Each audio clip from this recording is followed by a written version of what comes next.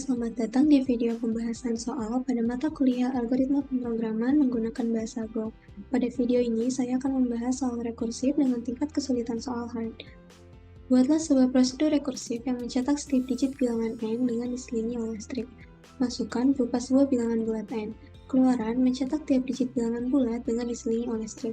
Jadi, bila n sama dengan 256, maka hasil pencetakannya adalah 2, strip 5, strip 6.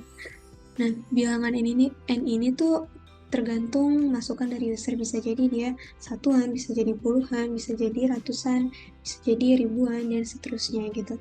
Sedangkan kita harus mencetak bilangan ini dari bilangan yang paling kiri, yaitu bilangan yang nilainya itu paling tinggi. Misalnya di contoh ini, n sama dengan 256, kita harus mencetak bilangan ratusan dulu, yaitu angka 2. Setelah angka 2 kita mencetak puluhannya 5, setelah itu kita mencetak satuannya 6. Dan di antara bilangan-bilangan itu kita harus mencetak string strip gitu.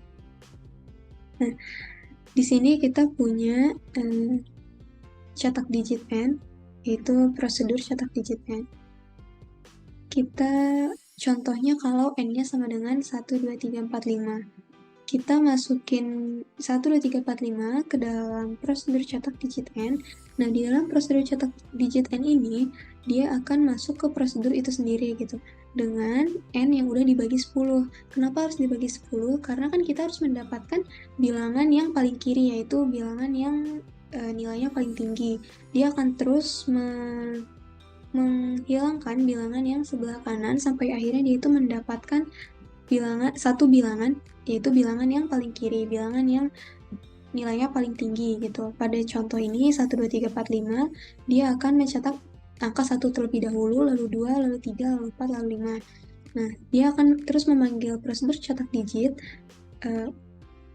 dengan n-nya yang dibagi 10 gitu, sampai ini dia mendapatkan 1.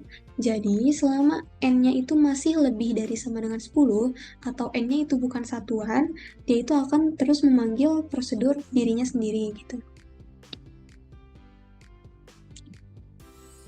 Nah, seperti ini. Digit n. Jadi, tadi selama n-nya itu masih lebih dari sama dengan 10, dia itu akan memanggil prosedur cetak digit n dengan n itu dibagi 10. Nah,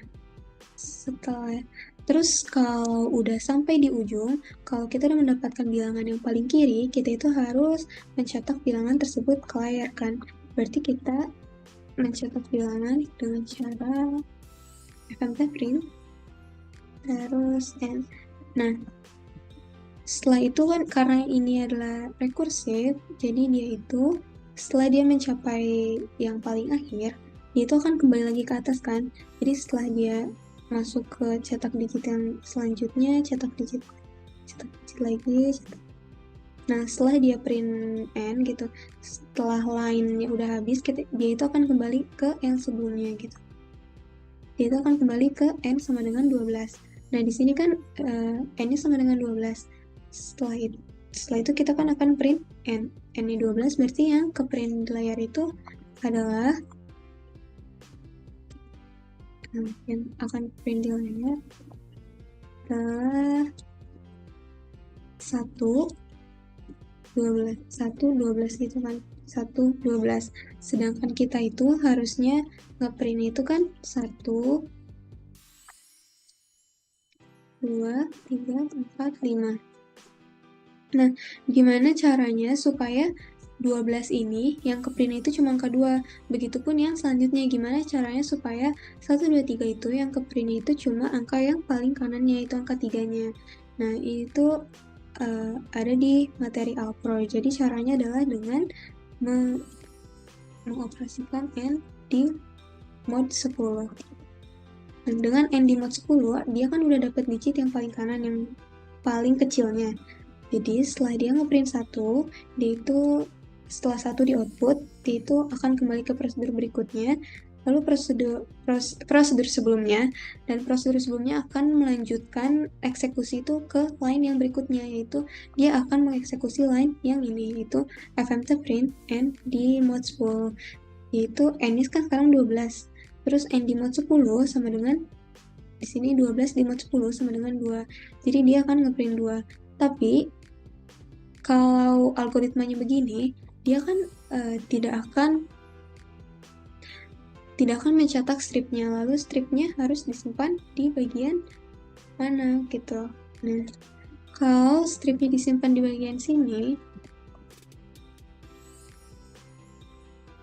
kalau disimpan di bagian sini, dia itu akan mencetak 1 strip 2 strip 3 strip 4 sampai strip 5 terus ada strip lagi, karena dia akan mengeksekusi ini setiap kali selesai mencetak sebuah bilangan gitu. Nah, supaya ini nggak di output setelah angka 5, artinya dia nggak boleh disimpan setelah print n di mod 10 gitu. Dia harus di print sebelum itu. Cuma yang jadi pertanyaan itu adalah apakah dia di print setelah if, di luar if atau di dalam if. Nah, untuk tahunya itu kan jadi kita tracing. Kalau si strip itu disimpan setelah if, di luar if, dan sebelum FMT print n di mod 10, dia itu akan ngeprint bahkan sebelum angka 1. Jadi nanti dia di sini jadi ada strip 1, strip 2, strip 3, strip 4, strip 5. Sedangkan harusnya sebelum 1 itu kan nggak boleh ada strip. Berarti itu tuh artinya dia harus dicetak di dalam sini.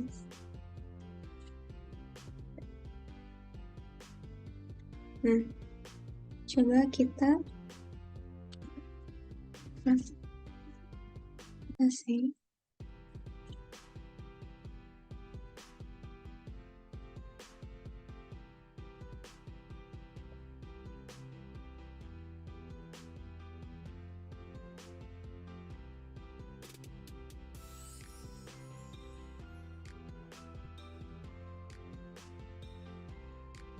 Kita masukin angka 256.